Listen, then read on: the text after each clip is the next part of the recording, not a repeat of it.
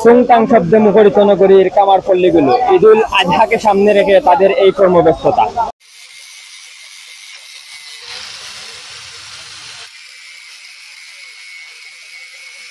গাড়ির পাস না কাস্টমারও লইয়া এরপরে আমরাও সংগ্রহ করে দিই।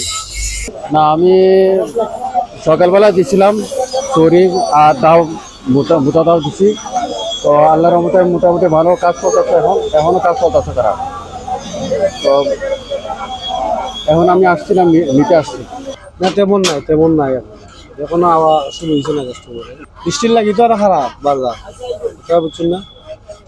বৃষ্টির লাগি খারাপ, এই ধরনের অনুদান এখনো কোনো আইসে না। আমরা শিল্প করি যে গান এটা লাস্টে আসলে অনেক ঝামেলা ছিলাম, তো এই জন্য আর কি একটু লাস্টে আশা করছে।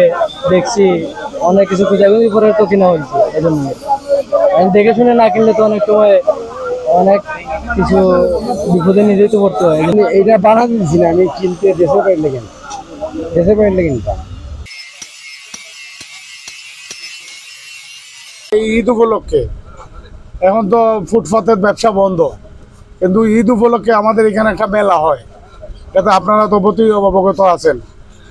ঈদের 1-2 দিন আগে আমরা সামনে এক পাটে যাই, প্রত্যেকটা দোকান থেকে একটা অংশ সামনে যায়, বাস বড় একটা মেলার মতো হয়, বিরাট লোকের সমাগম হয়। বৃহত্তর সিলেটকে বৃহত্তর বাংলাদেশ জানে আম্বরখানার ব্যবসা করবেন। আমরা সবসময় সেইভাবে প্রস্তুতি নিই, এবং আম্বরখানার মালগুলা যে কোয়ালিটি সম্পন্ন, যে যার মনোগ্রাম আছে, যে যার শিলমারা আছে মাল। আমরা যদি হতানুসারে কাজ না হয়, এটার জবাব আমরা দিই। কোনো ক্রেতার সমাগম নাই, আমাদের ঘুম নাই, কিন্তু ক্রেতার খবর নাই। হ্যাঁ, আমরা না পারি খাইতে, না পারি নাইতে, না পারি সইতে। আর এই তো আমরা যে ক্ষুদ্র ব্যবসায়ী, নিজস্ব কোনো টাকা নেই।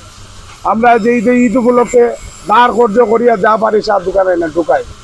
যখন ব্যবসাটা হয় না, তখন এই দাঁড় খরচের টাকাগুলো কীভাবে দেই, এই টেনশনে রাত্রে এমনি ঘুম হয় না।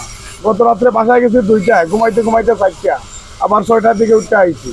এই যাবৎ চলতে আছে 1 মাস যাবৎ, কিন্তু কোনো লাভ নাই।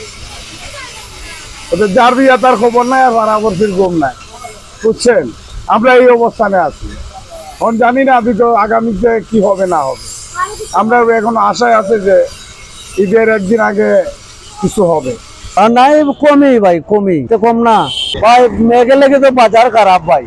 এইটা ব্যস্ত হয় ভয়েস গেলে 200-250 টাকা, 150 টাকা।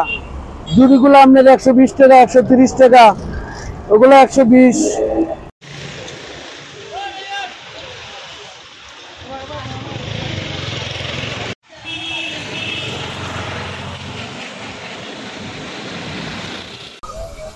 অনুদান আমরা কোনোদিনই পাইনি।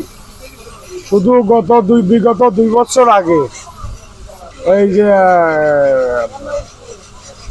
এটা একটা সংস্থা, সমাজ কল্যাণ সংস্থায় আমরা ডাক্তার নিয়ে, আমরা নাম ঠিকানা, আমরা পুরা বায়োডাটা নিচে যে আমরা একটা কিছু দিব। আমিও শুনছি মফস্বলে অনেক যে শ্রমিক যারা আছে আমার মতো কাজ করে খায়, কর্মকার বলেন, জালো বলেন, শিল বলেন, কৃষক বলেন, এরা অনেকে পাইছে, কিন্তু আমরা এখনো পাই নাই। বিগত 3 বছর আগে দিছি। সংশ্লিষ্টদের দাবি সরকারিভাবে হলেও বছরে একবার না হয় তাদেরকে প্রণোদনা দিয়ে এই ব্যবসায় টিকে থাকার সাহায্য করা হোক।